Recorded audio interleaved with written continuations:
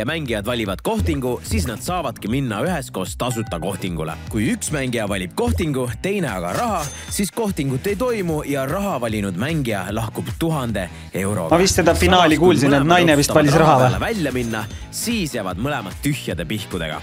Ei saa raha ega ka kohtingut. Mina oleks valinud raha. Võtke need siin. Sest sul on chance, et sa võidad raha ja siis sa lähed, sa võidad raha saatest ära. Ja siis pärast kirjutad DM-i, et lähen välja. Mul pappi on. Ja siis öösel lükkad talle põske lihtsalt. Ja siis viskad ta kõrvale nagu räpase hoora. Sest see ta ju on. Oi vittu. See on W-strat. Pole tänu väärt, võite kasutada. Tere tulemast Eestisse. Tere. Vabandage, koertel peab olema suukorv. Mu koeral ongi suukorv.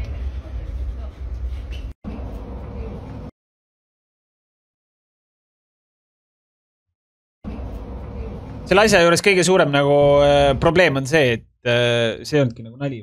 Põhimõtteliselt variant, mis taristu inimesed ütlevad, on, et autoradasid vähemaks võtta ainult. Ja põhimõtteliselt ongi.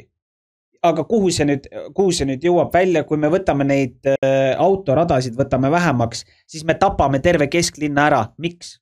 Sellepärast, et ainukene variant autorajad ära kaduda või autoteed ära kaotada tähendab seda, et tuleb tekitada igasse linna mingi kümneid parkimisplatse või parkimismaju, mis tekitaksid olukorra, et inimestel oleks seal mugav liigelda jala. Mis tähendab seda, et kust me selle raha võtame. Mina ei kujuta ette, kust see raha võetakse. Et teha mingi kümneid, kui mitte mitmeid kümneid, kui me räägime Tallinnast, parkimismaju. Et need autod saaksid seal olla pargitud ja et oleks inimestel mugav liigelda. See on räme raha.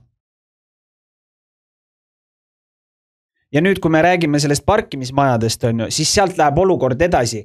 Nüüd, kas sa tahaksid, isegi võib-olla see on vale öelda, et kas sa tahaksid, aga lihtsalt kujutame korra koos ette, kui meeldiv oleks omada ettevõtted kohas, kus puudub autoliiklus, kus puudub võimalus laadida maha sinu ettevõttele vajalikke materjale või muid tooteid, mida sa tahad oma ettevõttes pakkuda, müüa ja nii edasi.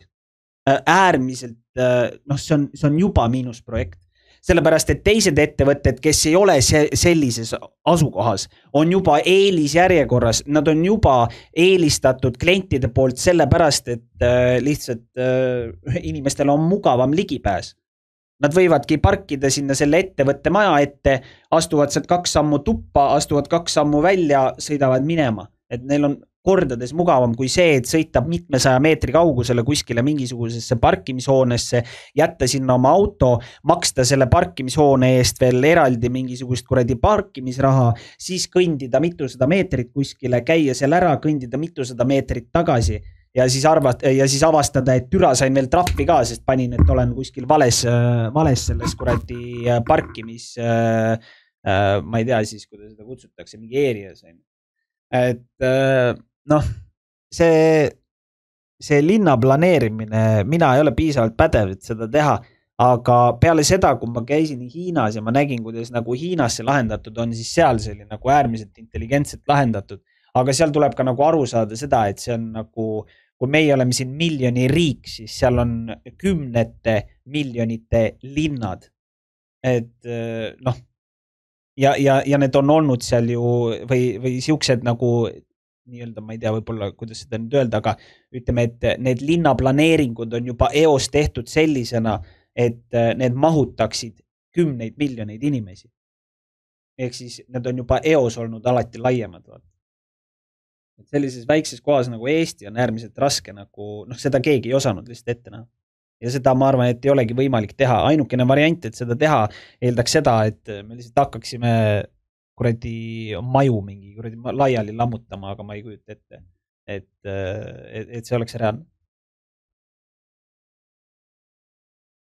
Tallinnas neid tsoone on muda, vahest tõmbab errori, kus oled või? No minul on ka, mina kasutan seda pargi.ee äppi Tartus. ja kui ma kuskile pargin, siis ega ma ütlen ausalt, mul on seal 50-50, kas ma panen paika või ei pane. Mul on 50-50 ja ma olen alati mingi parem vasak, üki-kaki, kommi-nommi, vanamas hüppas üle pommis käis üks kõva pauk, nii, ja vajutan lihtsalt ühe pohhui.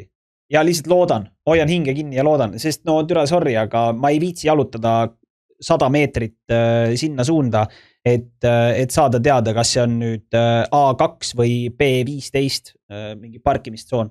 No sorry. Et noh, jällegi. Niimoodi vaata. Sander oleks pannud. Oleks küll jah, Stotter oleks võinud türa kiirelt ära vajutada. Stotter oleks võinud nagu türa mingi, vaata nagu taks mingi.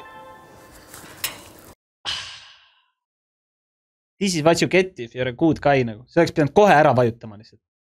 Ja siis mingi ütlema, et sorry, mul meeldivad ilusad naised. Ja näitama näpuga talle näkku mingi midagi sellist nagu. See oleks on tabeljon. Vaat seda nägu no.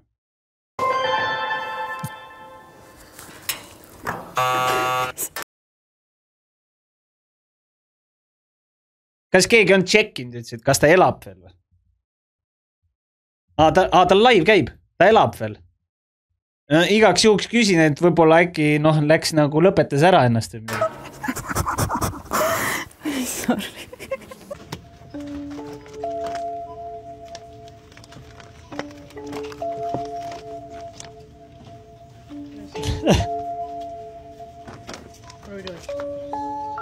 What are we doing? Annab edasi kõigile või? Mis siin toimub? Siin on nagu brainroti jagamine lausa või? Igale ühele midagi. See on õppematerjal või? Oi vittu. Järjekordne abikaasa kandidaat. Brigitte Susanne Hunt jagas väidetavalt tuntud ärimehe pojaga paaris suudlusi.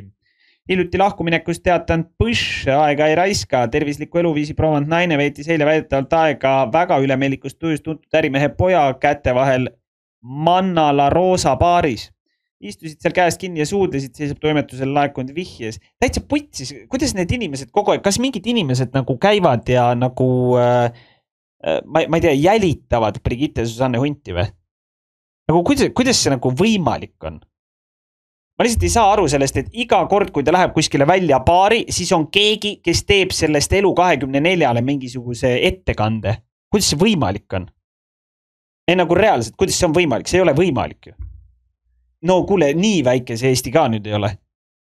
Nagu ma saan aru sellest, et seda juhtub, aga saad aru, et palju on neid inimesi, kes kirjutavad elu 24 tere.